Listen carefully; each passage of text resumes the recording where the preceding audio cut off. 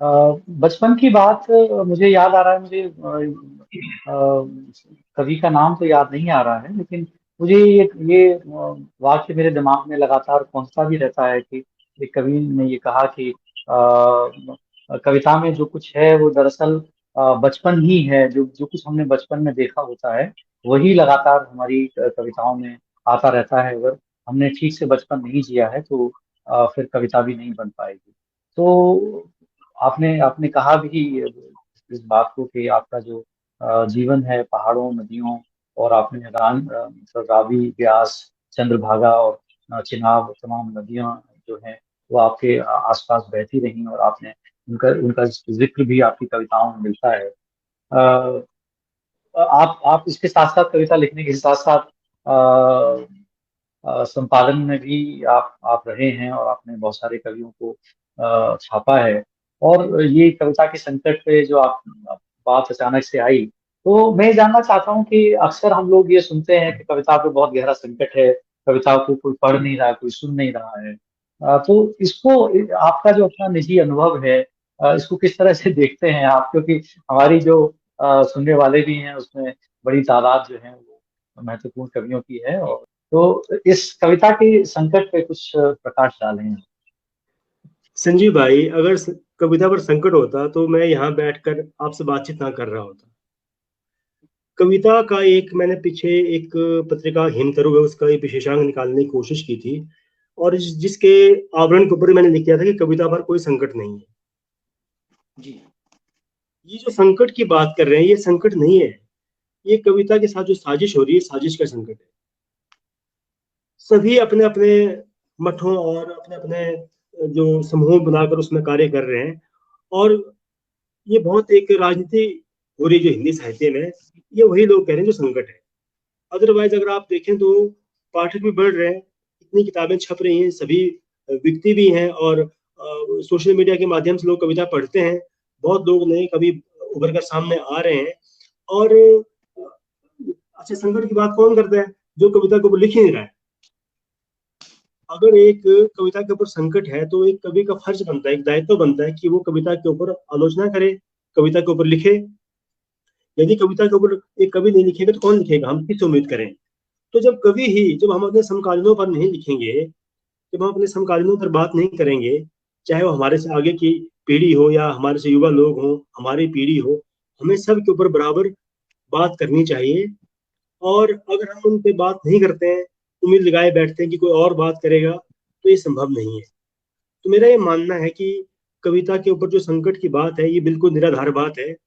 कविता की किताबें नहीं बिकती, ये बिल्कुल निराधार बात है। आप स्वयं एक कवि हैं और आप जानते हैं कि कविता जो है वो बिल्कुल साहित्य का एक उत्कृष्ट विधा है। लेकिन कविता में अगर आप उल जुल बातें लिखेंगे, कविता के साथ अगर आप मजाक करेंगे, खिलवाड़ करेंगे, तो कविता जो है वो नहीं कोई पसंद करेगा। मैं बड़ा हैरान होता हूँ संजीव भाई कि पीछे एक तो बड़े बड़े कवि जो सोशल मीडिया के माध्यम से बहुत चर्चित हैं, वही लोग लिख रहे हैं अपने अपने वॉल पर कि कविता के तीन ही पाठक है, एक कवि, एक प्रकाशक, एक प्रूफ रीडर। और जब मैंने उनका विरोध किया कि भाई आप स्वयं कवि होकर ये बात कर रहे हैं, तो मैंने देखा कि दूसरे क्षण उन्होंने मुझे अनफ्रेंड करके ब्लॉक कर दिया। अब बताएं आप, एक कवि जो है अपनी कविता के बारे में पॉजिटिव नहीं है। एक कवि ही अपनी कविता के बारे में, दूसरों की कविता के बारे में, इस विधा के बारे में अगर ऊल जुल बात करेगा, तो कविता उसके साथ कहाँ देगी? ये लोग कविता को सिर्फ टाइम पास की तरह मानते हैं, और कविता को गंभीरता से नहीं ले रहे हैं। कविता जो है, कविता इनके लिए एक टाइम पास का माध्यम है, मजाक करने का माध्यम है। कि मस्खरे लोग जो हैं, जो इस तरह की बातें करते हैं, इनका मैं हमेशा विरोध करता हूँ। तो इस तरह की बातें करने वाले लोग जो है वो बहुत देर तक जो है वो कविता का साथ नहीं निभा सकते, और यही लोग ये इस तरह की बातें करते हैं जो बिल्कुल निराधार है। और कविता के पाठक तो मुझे लगता है कि बढ़ रहे हैं, और बल्कि ज्यादा हो गए हैं, क्योंकि सोशल मीडिया के कारण जो है वो, सोशल मीडिया के कारण कविता पर जो थोड़ा बहुत संकट है था भी, इसकी अवेलेबिलिटी पे, वो भी खत्म हो चुका है। आज आप सेकंड में, मिनटों में अपनी कविताएं पूरी दुनिया में कहीं से कहाँ पहुंचा सकते हैं। आपके पाठक लगातार बढ़े हैं, ये सीमाएं तोड़कर दूर दूर तक आपके साथ पाठक जुड़ते हैं। आपके अपने लाइव कार्यक्रम में ना केवल हिंदुस्तान के बल्कि बाहर के पाठक भी जुड़ सकते हैं और जुड़ते भी होंगे। तो इसका मतलब ये हुआ कि घटती पाठकता नहीं, ये बढ़ती पाठकीयता है और संकट केवल साजिश है। यही कहना बल्कि चाहूंगा। एक मुझे ये चीज याद आ रही है। बहुत दिन पहले दिल्ली में एक कार्यक्रम, मुझे याद है कि इन हैबिटाट सेंटर में एक कार्यक्रम हुआ था और उसमें बहुत सारे हिंदी के हमारे साथियों ने सहभागिता की। और देवेंद्र आर्य साहब यहाँ हैं और उन्होंने कहा कि कविता जिनसे छूट चुकी है संकट वो उनका ही है। और इस बात से मुझे ये बात याद आती है कि आर्य साहब वहाँ एक मतलब पैनल बनाया गया था। उस पैनल में बहुत सारे प्रबुद्ध लोग थे और वो इस बात पर डिस्कस कर रहे थे कि हिंदी जो है वो मर रही है। और तो मैंने वहाँ पूछा उनसे कि हिंदी कैसे मर रही है, आप लोग प्रकाशक हैं और धड़ल्ले से किताबें छाप रहे हैं, तो मतलब क्या जो हमारे गांव में, क्षेत्रों में, शहरों में जो लोग हिंदी को बोलते हैं वो अचानक से बोलना बंद कर देंगे या क्या होगा उसके साथ? मतलब क्या कोई ऐसा शरीर है या ऐसा कोई मतलब कुछ जीवित उस तरह की चीज तो नहीं है कि जो अचानक कोई बीमारी आए और मर जाए? मनुष्य तो मर सकता है लेकिन भाषा या मतलब कोई इस तरह की जो चीज है वो कैसे मरेगी? तो ये तरह तरह की बातें हमारे सामने आती रहती हैं। और ये बहुत खूबसूरती से आपने बात कही कि कविता का जो संकट है वो दरअसल एक तरह का एक साजिश। अगर ये सोशल मीडिया नहीं होता संजीव जी, तो आप तो मुझे जानते ही ना, ना मैं कभी कभी बन पाता, ना मैं लिख पाता शायद, क्योंकि पहुंच ही नहीं होती। हम्म। पत्रकारें जो है वहां तक तो पहुंचना बड़ा मुश्किल है, प्रकाशक तक पहुंचना बड़ा कठिन है। हम्म। फिर कवि के ऊपर कौन लिखेगा? ये कवि को लिखना पड़ेगा ना सर। आज नहीं, आपने जो ये बिल्कुल कार्यक्रम आपने किया। आपने ये बहुत वाजिब सवाल है कि हमें एक दूसरे पर लिखना चाहिए और अ, उस पूरी ईमानदारी से जिससे कि कभी काम कर रहा है उसको पूरी ईमानदारी से उसको हमें सामने लाना चाहिए और ये बिल्कुल। काम जरूर हम लोगों को करना तो करना कुछ नहीं, और संकट की, अगर संजीव कौशल संकट की बात करें तो मुझे समझ आएगा ना, क्योंकि संजीव कौशल जी ने कार्यक्रम किए, देश दुनिया को देख रहे हैं, किताबें मंगवा रहे हैं, पढ़ रहे हैं, सोशल मीडिया पर एक्टिव हैं।